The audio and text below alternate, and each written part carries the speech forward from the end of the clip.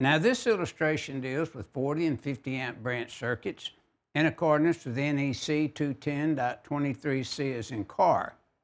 Now, questions once in a while, we get a question, or I do, can I use a overcurrent device, 30, 40, or 50, for lighting and combination loads and stuff in a dwelling unit? The answer is no.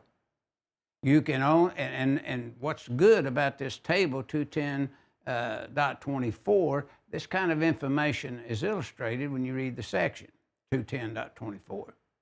So in a dwelling unit, you're limited to a 15 or 20 amp circuit for lighting, plugs, and things like that, general purpose circuits.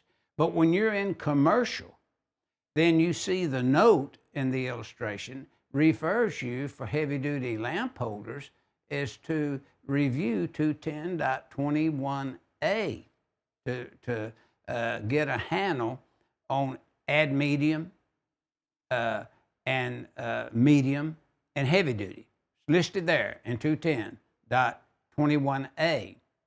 And then notice in the top illustration from the service, we have a 40 amp circuit breaker there, but we have luminaires, incandescent, mercury vapor, use only heavy duty lamp holders other than dwelling units. See, that's pointed out, would be permissible. So if we reviewed table 210.24 instead of going through all these sections to get the rules, then we'd find, yeah, you could have a 40 amp circuit, number 8 wire, if terminals permitted, and 110.14c, 1, A or B, and it'd be A. We'll notice that, yeah, that'd be permissible, and I'd just tap to those individual lamp holders with number 12 wire if they were heavy duty. So we see that illustrated for us there in the note and in the illustration. Now at the bottom again, we have an overcurrent device just feeding fixed cooking, like in a kitchen area in a restaurant, infrared heating, and all this is other than dwelling units when you get above 20 amps. Please remember that, and not that you don't.